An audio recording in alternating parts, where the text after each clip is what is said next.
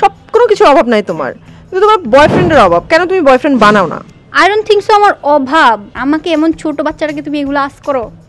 C, তো আমি একটু জানতে চাইবো যে একদিনের সর্বোচ্চ কত টাকা খরচ করেছো তুমি? আমি বলদ না, মানে বলদ বলদ আমি। দেখো কেমন লাগে, আমি অ্যাকচুয়ালি মানে তেমন অত বেশি কিছু বুঝি না। তো পিয়াসা, এই যে সানাম তেরি কাসম মুভির নায়িকা মাওরার মতো লুক নিয়ে তুমি আসলা, এই যে তোমরা বলছো আসতে, আবার বলে দিলাম। ও হ্যাঁ, ওকে, স্টার গল্প তোমাকে বলছে আসতে, বাট এই যে মিরপুরের রাস্তা দিয়ে হেঁটে হেঁটে হেঁটে হেঁটে আসছো, রিক্সা দিয়ে আসছি। রিক্সা দিয়ে যে আসছো, তোমার দিকে মানুষজন তাকায়নি? হ্যাঁ তাকাই ছিল, আমি ঘুমটা দিয়ে এমনি করে মুখটা ঢেকে আসছি, তারপরও তাকাই ছিল অনেকজন। এই যে তুমি এত সুন্দরী একটা মেয়ে, তুমি একা একা রাস্তা দিয়ে হাঁটো, এখানে ওখানে যাও, তোমার আম্মুর ভয় লাগে না? হ্যাঁ আম্মুর ভয় লাগে, আম্মু আমাকে অনেক বকাঝকা করে, এর জন্য আমি সন্ধ্যার আগে বাসায় যাই। তুমি সানাম তেরি কাসম মুভিটা দেখছো? হ্যাঁ দেখছি, আমার পছন্দ অনেক। তাই? হ্যাঁ তো এই যে মারা যে মারা যায়, ওর জন্য খারাপ লাগছে? হ্যাঁ লাগছে, মারা গেছিল, বাট সবচেয়ে বেশি ভালো লাগছে ওর বয়ফ্রেন্ড আবার লয়ালও ছিল অনেক বছর পর্যন্ত। এখন আবার সেকেন্ড পার্টে আবার নতুন গার্লফ্রেন্ড বানাইলে একটা থাপ্পড় দিব। তুমি যথেষ্ট বড় হয়েছো, তুমি সেলফ ডিপেন্ডেন্ট, তুমি কাজ করো, কন্টেন্ট ক্রিয়েটর, সব কোনো কিছু অভাব নাই তোমার, কিন্তু তোমার বয়ফ্রেন্ডের অভাব। কেন তুমি বয়ফ্রেন্ড বানাও না? আই ডোন্ট থিঙ্ক সো আমার অভাব। বয়ফ্রেন্ড তো দরকার মানুষের, মেয়েদের তো দরকার একটা বয়ফ্রেন্ড, দরকার না? না আমার দরকার নাই, মানে আচ্ছা ঠিক আছে অনেকে পছন্দ করে, তুমি কেন এই কথার ভিতরে বারবার এইটার ভিতরে কেন আসছো তুমি?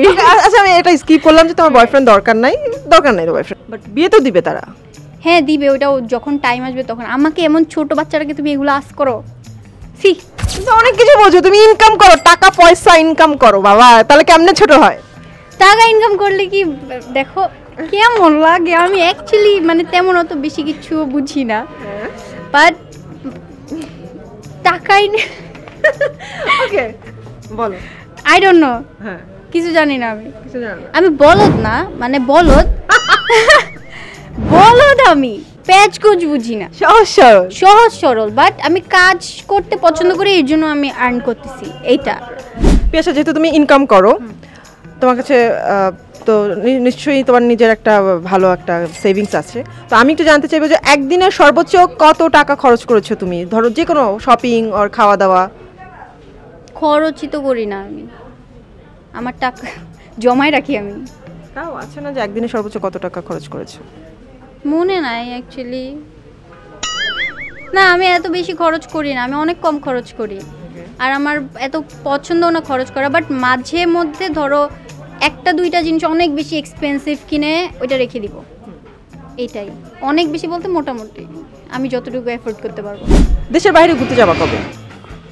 দেশের বাইরে আমি অনেক আগেই চলে যাইতাম, কিন্তু এখন আম্মুকে কি চাপাবাজিটা করে দেশের বাইরে ঘুরতে যাবো এটা বুঝতেছি না। দেখি, আমি কিছুদিন আগে প্ল্যানিং করছি, আমি আম্মুকে বলবো সাজেক যাইতেছি, বলে নেপাল চলে যাব, ঠিক আছে, কিন্তু এখন কাকে নিয়ে যাবো এটা বুঝতেছি না। টিকটকে তোমার এখন ফলোয়ার্স কত? 300 সামথিং কিছু।